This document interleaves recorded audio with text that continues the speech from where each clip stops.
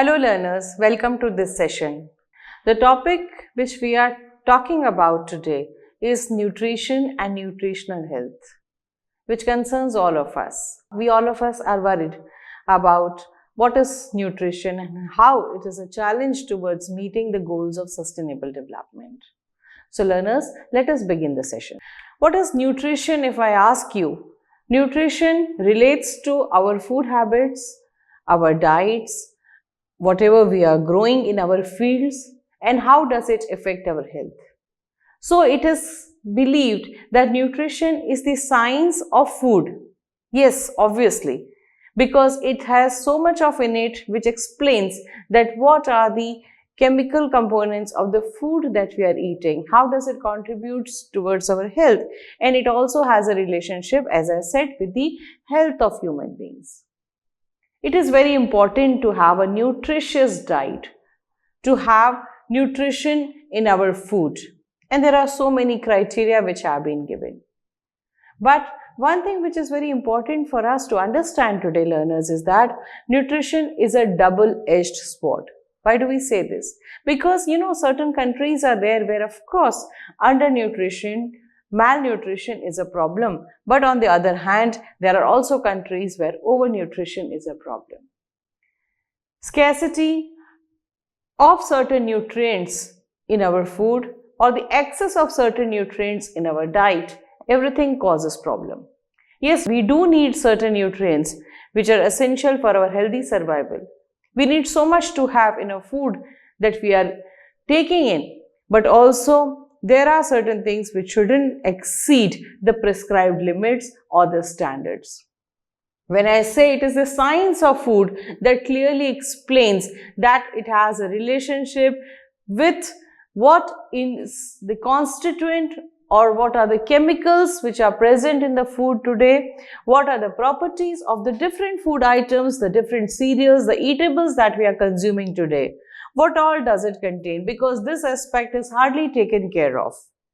Although, since times immemorial, our researchers have tried to, find out the science of food. Why is it that certain foods are eaten during specific time of the year? Why are certain foods recommended in time of illnesses? So we are aware of this thing that food has a science behind it. We prescribe so many types of things, so many do's and don'ts with regard to what has to be eaten and in what quantities.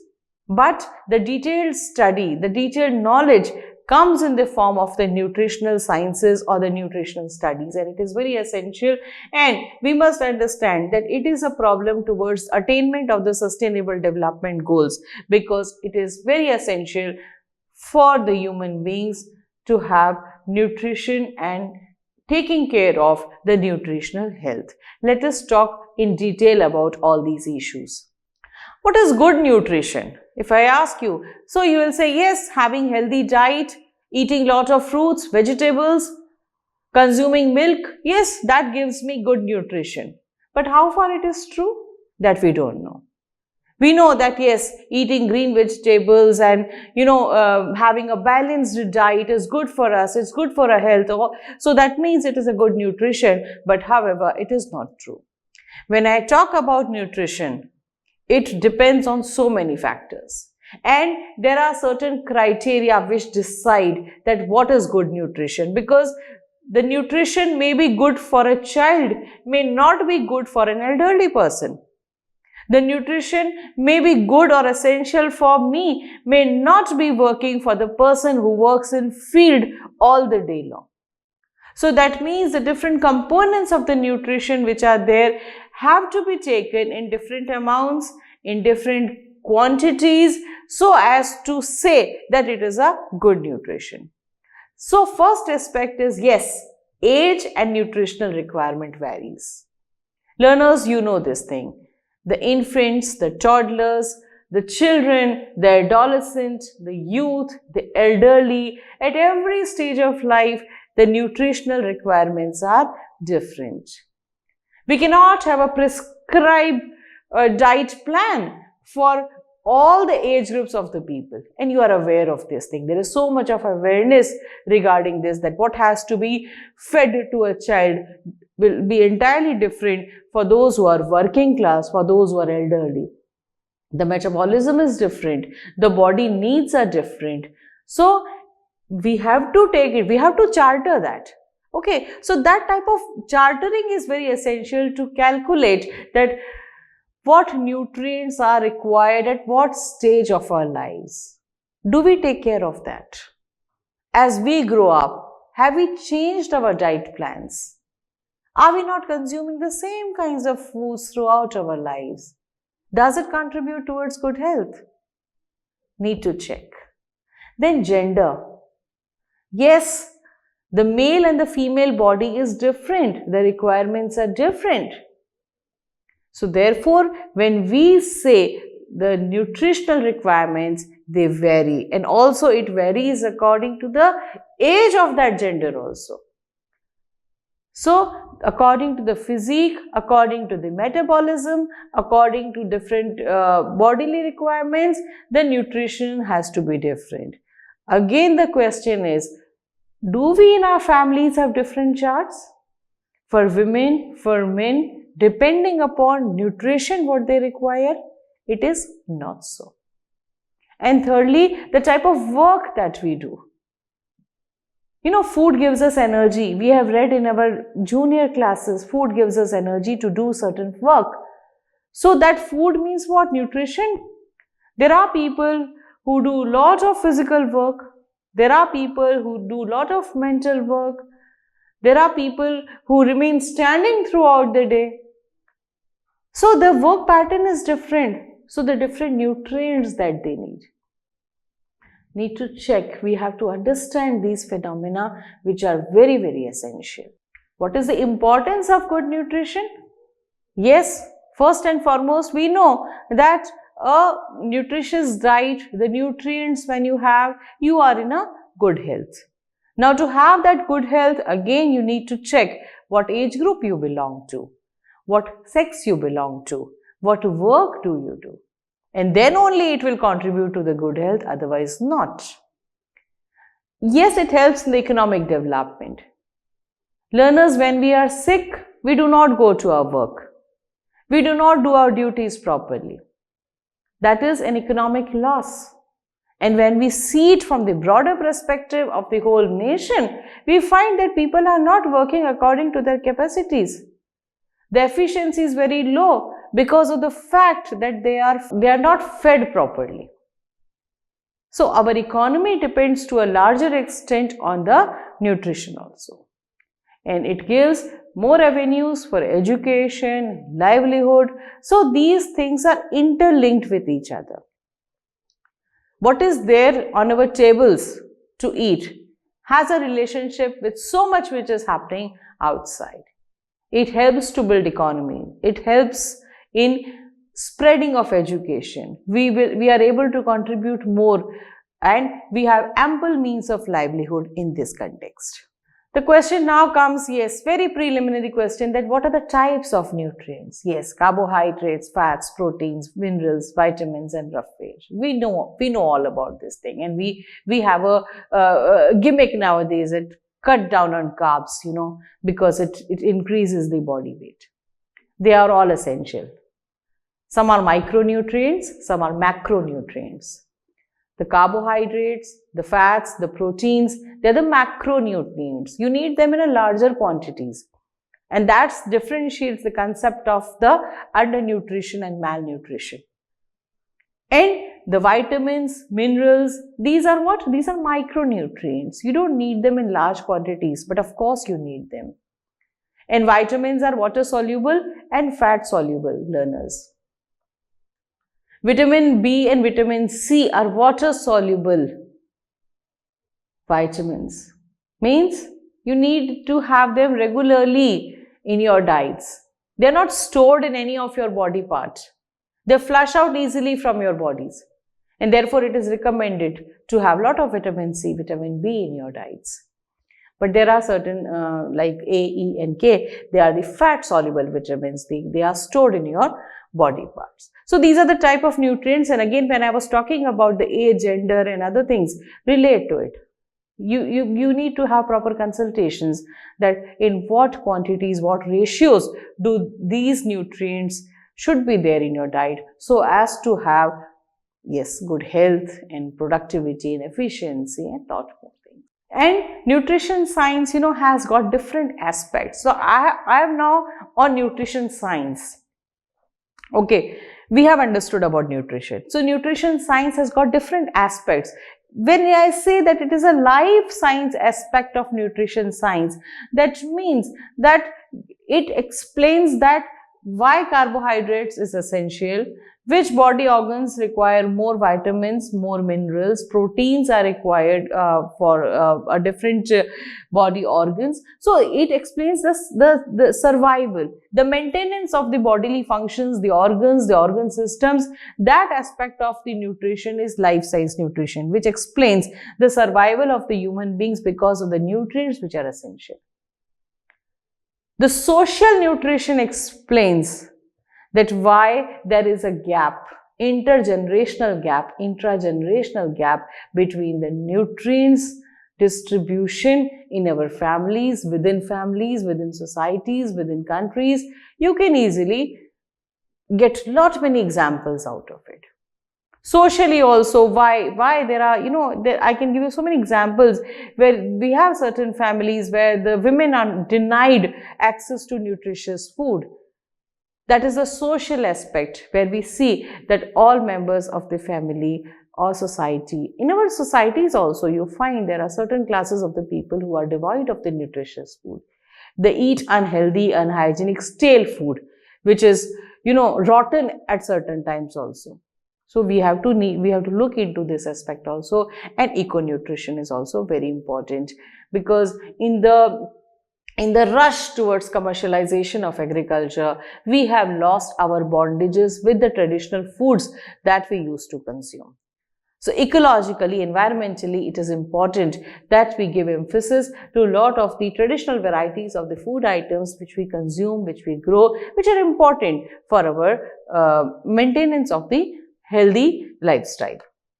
So there's a clear distinction that how we are moving from sustainable nutrition to nutritional sustainability. Learners, please understand these two concepts very clearly.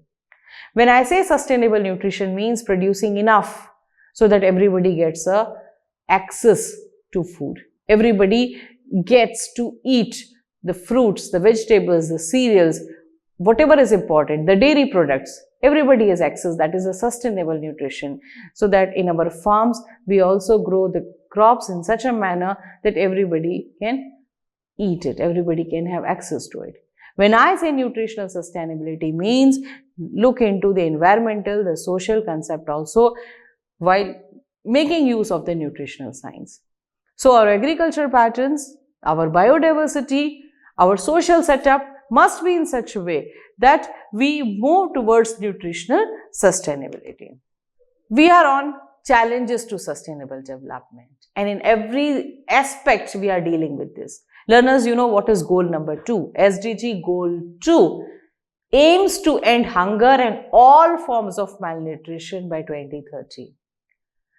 Different forms of nutrition. At certain, there is an iron deficiency. Somewhere it is calcium deficiency. Somewhere it is excess in the form of obesity and the lifestyle diseases that we are facing. So by 2030, the UN proposes that we end hunger, and not only ending hunger, but also giving an end to the malnutrition. It commits to provide universal access to safe, nutritious and sufficient food at all times of the year. That is very important. Nutrition and sustainable development goals are related. You must be having awareness about SDGs. SDG 1, that is no poverty. SDG 2, as I said, about zero hunger. SDG 3 is human health, good health and well-being. SDG 4, quality education. SDG 5, gender equality. SDG 6 is about clean water and sanitation. And SDG 7 is all about affordable energy. You will find the linkage of nutrition with every sustainable goal that is mentioned over here. We cannot aim to have good health unless and until nutrition is provided to all. We cannot aim to provide quality education unless and until our children, our girls are having nutritious food. Similarly, gender equality is also not possible unless and until we take care of the nutrition aspect of the different sections of the society, and likewise clean water, sanitation and energy also. Because there is a lot of hue and cry about growing of different fodder crops and growing of different food crops in the name of production of energy. We have to explore and we have to check that how this practice of growing energy plantations deplete certain population to have access to the nutritious food. That is very interesting and very point of concern to see that how our act of arts depletes certain sections of the population of the nutritious food. So there are global nutrition targets. These are the common problems related to the nutrition that the whole world is facing. Stunting, the growth of the children, anemia, low birth weight, childhood overweight, that is a problem, breastfeeding and wasting. I just point out few revelations here. So according to Sustainable Development Goal Report 2021, 2.37 billion people are without food and they are not able to get balanced diet on a regular basis. Almost 1/3 of the women of the reproductive age are suffering from anemia due to nutritional deficiency. Around 720 to 800 million undernourished people are there in the world. That explains the state of the affairs and that explains why nutrition and nutritional health is important for all of us. And learners, today our food choices are created. We eat what is shown in the commercials, what is available in the markets. There's a lot of demonstration of easy to cook food where it is given a message that whatever can be cooked easily should be cooked, instead of focusing more on the foods that we traditionally used to consume. That has all vanished. We have become cosmopolitan in food. We eat the same type of food whether we are in the northern India or in the southern India. We find all the types of common food items. This is dangerous because our food is getting multinationalized, industrialized and chemicalized. Multinationals decide what the children will eat, what will appeal to them. There is no talk about the nutrition. There is no talk about your age or your sex or your food requirements. Nothing. There is only you can say the popularity of the food is determined by how easy, how attractive it looks, how easily it is cooked. So there is a need to reclaim our culinary legacy. Our kitchens, our spices, there is so much of things which were already there in our Indian kitchen. They have been, out. They are nowhere now. So there is a need to reclaim that. Look at our traditional food varieties. Look at our traditional pickles, sharbats, so many type of things we used to grow. And that is important because not only it helped in the protection of the biodiversity, but it also helped in providing you the nutritious food. They were all season based. So we have to move from sustainable food production to sustainable diets. What are sustainable diets? Diets which have low environmental impact. So it does not cause any harm to the health of the people, to the environment, because they are protective and respectful of the biodiversity and ecosystems. So at one hand, they help in the generation of the local livelihoods also. They help to protect the biodiversity, they maintain the health of the ecosystems, they ensure steady supply of the food items, and along with this, they are also important for providing nutritious diet to the population. So, learners, you must be able to relate the interconnections between food, nutrition and nature. What we eat is not only satiating our hunger, but it also determines our mental state, our emotional well-being. It has a lot of things to do with the nutrition, because in the long run that is very essential for our survival, and it also depends upon the nature. We have to have the seasonal you can say foods in our diets. So this loss of connection to nature may have long-term implications, and also it is very important that we may fail to achieve the UN Sustainable Development Goals if we overlook the aspect of nutrition and nutritional health. Thank you.